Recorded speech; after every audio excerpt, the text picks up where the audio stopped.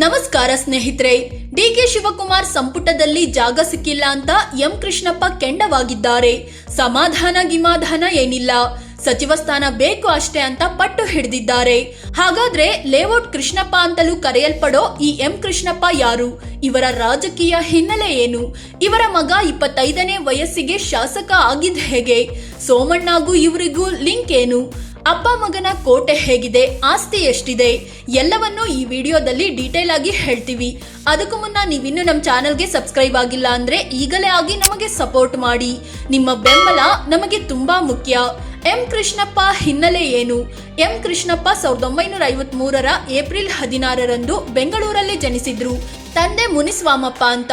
ಇವರದ್ದು Vokkaliga ಸಮುದಾಯವಾಗಿತ್ತು. Krishnappa Bengaluru ಯೂನಿವರ್ಸಿಟಿಯಲ್ಲಿ BSc ಪದವಿ ಪಡ್ಕೊಂಡಿದ್ದಾರೆ. ಇವರು ಮೊದಲಿನಿಂದಲೂ ರಾಜಕೀಯ ಮಾಡ್ಕೊಂಡು ಬಂದವರಲ್ಲ, ಬದಲಿಗೆ ರಿಯಲ್ ಎಸ್ಟೇಟ್ ಮತ್ತು ಲೇಔಟ್ಗಳ ನಿರ್ಮಾಣ ಕೆಲಸ ಮಾಡ್ಕೊಂಡಿದ್ರು. ಮಾಗಡಿ, ಕೆಂಗೇರಿ ಸುತ್ತಮುತ್ತ ದೊಡ್ಡ ಪ್ರಮಾಣದಲ್ಲಿ ಲೇಔಟ್ಗಳನ್ನ ಅಭಿವೃದ್ಧಿ ಪಡಿಸಿದ್ದಾರೆ.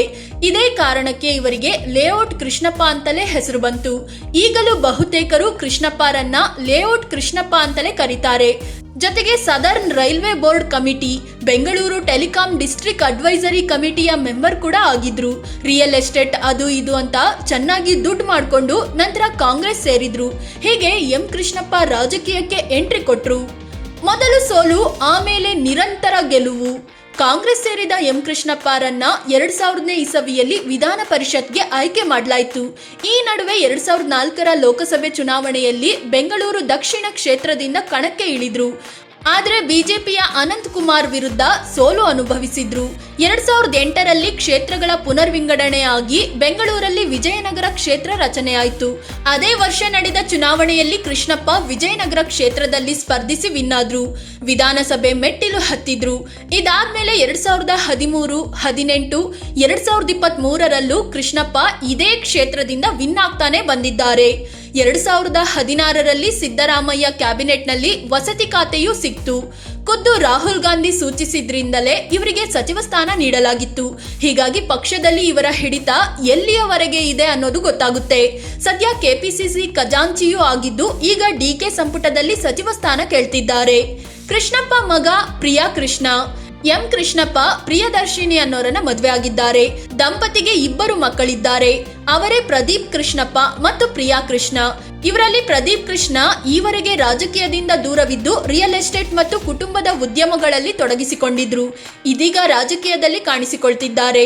ಆದ್ರೆ ಸಣ್ಣ ಮಗ ಪ್ರಿಯಾ ಕೃಷ್ಣ ಸಣ್ಣ ವಯಸ್ಸಲ್ಲೇ ಕಾಂಗ್ರೆಸ್ ಸೇರಿ ರಾಜಕೀಯಕ್ಕೆ ಎಂಟ್ರಿ ಕೊಟ್ರು.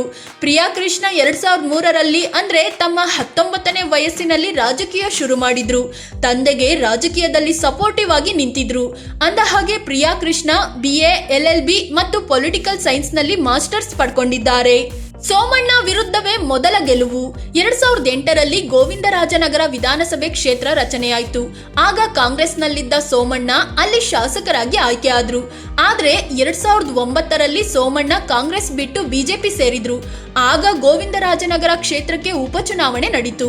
ಕಾಂಗ್ರೆಸ್ 25 ವರ್ಷದ ಪ್ರಿಯಾ ಕೃಷ್ಣಗೆ ಟಿಕೆಟ್ ಕೊಟ್ಟು ಕಣಕ್ಕೆ ಇಳಿಸಿತು. ಬಿಜೆಪಿಯಿಂದ ಕಣಕ್ಕೆ ಇಳಿದಿದ್ದ ಸೋಮಣ್ಣ ವಿರುದ್ಧ ಪ್ರಿಯಾ ಕೃಷ್ಣ ವಿನ್ ಕೂಡ ಆದ್ರು. 2013ರಲ್ಲಿ ಸೋಮಣ್ಣ ಪ್ರಿಯಾ ಕೃಷ್ಣ ತಂದೆ ಎಂ ಕೃಷ್ಣಪ್ಪ ವಿರುದ್ಧ ವಿಜಯನಗರದಲ್ಲಿ ಸ್ಪರ್ಧಿಸಿ ಸೋಲು ಕಂಡ್ರು. ಇತ್ತ ಗೋವಿಂದರಾಜನಗರದಲ್ಲಿ ಮತ್ತೆ ಪ್ರಿಯಾ ಕೃಷ್ಣ ವಿನ್ ಆದ್ರು. ಆದ್ರೆ 2018ರಲ್ಲಿ ಸೋಮಣ್ಣ ವಿರುದ್ಧ ಸೋಲು ಕಂಡ್ರು. 2023ರಲ್ಲಿ ಮತ್ತೆ ವಿನ್ ಆಗಿ ವಿಧಾನಸಭೆ ಮೆಟ್ಟಿಲು ಏರಿದ್ರು. ಒಟ್ನಲ್ಲಿ ಅಪ್ಪ ಮಗ ಇಬ್ಬರು ಸೋಮಣ್ಣನ ಸೋಲಿಸಿರೋದು ವಿಶೇಷ. ವಿಜಯನಗರ ಮತ್ತು ಗೋವಿಂದರಾಜನಗರ ಎರಡೂ ಅಕ್ಕಪಕ್ಕದ ಕ್ಷೇತ್ರಗಳಾಗಿದ್ದು ಎರಡೂ ಕ್ಷೇತ್ರಗಳಲ್ಲಿ ಅಪ್ಪ ಮಗನ ಪ್ರಭಾವ ಇದೆ. ಎಂ ಕೃಷ್ಣಪ್ಪ ಮತ್ತು ಸನ್ಸ್ ಆಸ್ತಿ ಎಷ್ಟು? ಎಂ ಕೃಷ್ಣಪ್ಪ ಮತ್ತು ಮಗ ಪ್ರಿಯಾ ಕೃಷ್ಣ ಬಳಿ ಭರ್ಜರಿ ಆಸ್ತಿ ಇದೆ.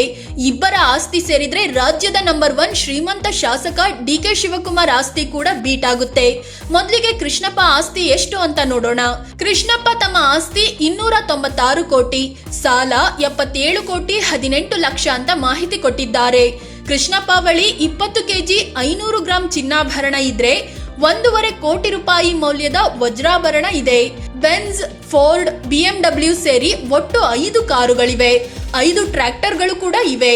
2022ರಲ್ಲಿ ತಮ್ಮ ಆದಾಯ 2,37,00,000 ಅಂತ ಮಾಹಿತಿ ಕೊಟ್ಟಿದ್ದಾರೆ. ಉದ್ಯಮ ಮತ್ತು ಕೃಷಿ ಕೃಷ್ಣಪ್ಪ ಆದಾಯದ ಮೂಲವಾಗಿದೆ.